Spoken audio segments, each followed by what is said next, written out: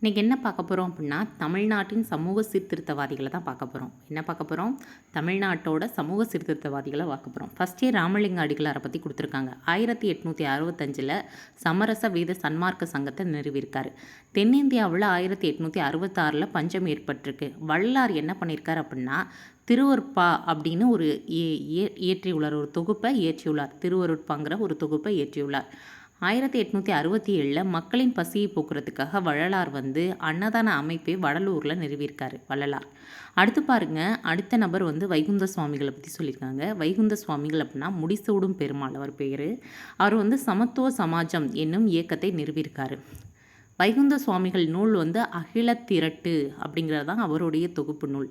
வைகுந்த சுவாமிகள் நூல் எது? அகில திரட்டு. ஆங்கில ஆட்சியை வெள்ளை பிசாச ஆட்சி என்றும் திருவிதாங்கூர் ஆட்சியை கருப்பு பிசாச ஆட்சி என்றும் வைகுந்த சுவாமிகள் சொல்லியிருக்காரு. சரியா? ஆங்கிலர் ஆட்சி என்ன சொல்லியிருக்காரு? வெள்ளை பிசாசு ஆட்சி.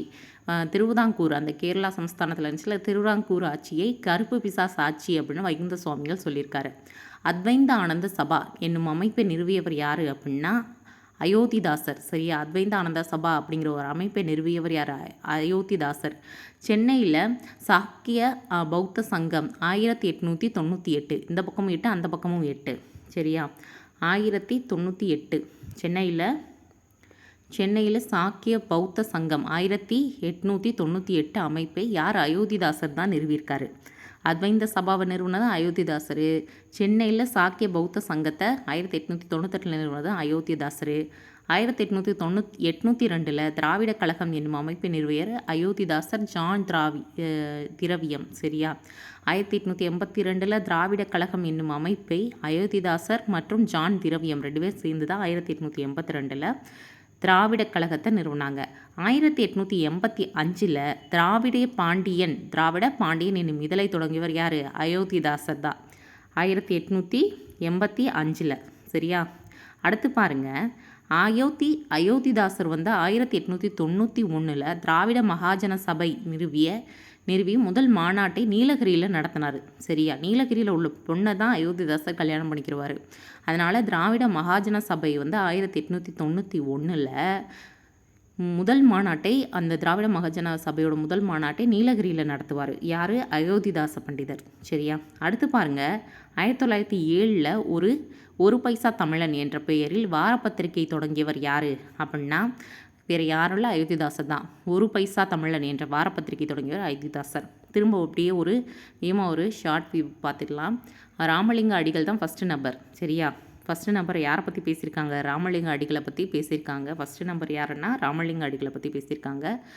அவரை பற்றி என்ன சொல்லியிருக்காங்கன்னா, சமரச வேத சன்மார்க்க சத்திய சங்கத்தை 1865 நிறுவினாங்க. தென்னிந்தியாவில் பஞ்சம் 1866 வந்துச்சு. அதனால் வடலூரில் அன்னதான சபையை 1867 நிறுவினார். அவர் தொகுத்து அவர் இயற்றிய நூல்கள்லாம் தொகுத்தது எது அப்படின்னா திருவருட்பா அப்படின்னு தொகுத்துருக்காங்க. ராமலிங்க அடிகளோட நூல்கள்லாம் திருவருட்பா அப்படின்னு தொகுத்துருக்காங்க. அடுத்து வைகுந்த சுவாமிகளை பற்றி பேசலாம். அவருடைய பேர் முடிசூடும் பெருமாள். அவர் சமத்துவ சமாஜம் அப்படிங்கிற ஒரு சமாஜத்தை நிறுவியிருக்காரு. அவருடைய நூல் அகில திரட்டு. சரியா? வைகுந்த சுவாமிகள் ஆங்கில ஆட்சியை வெள்ளை பிசாசுன்னு, திருவிதாங்கூர் ஆட்சி கருப்பு பிசாசுன்னு சொல்லியிருக்காரு. அடுத்து அயோத்திதாசரை பற்றி சொல்லணுமா, அத்வைந்த சபாவை நிறுவியிருக்காரு.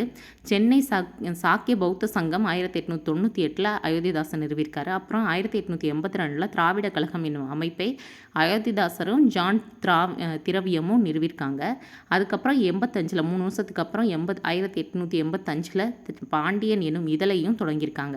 அதுக்கப்புறம் என்ன பண்ணியிருக்காங்க அப்படின்னா திராவிட மகாஜன சபை 1891 திராவிட மகாஜன சபையை அயோத்திதாசர் உருவாக்கி அதோட முதல் மாநாட்டை நீலகிரியில் நடத்தியிருக்காரு. அதுக்கப்புறம் ஒரு பைசா தமிழன்கிற ஒரு வார பத்திரிகையை 1907 அயோத்திதாச பண்டிதர் உருவாக்கியிருக்கார். Thank you so much.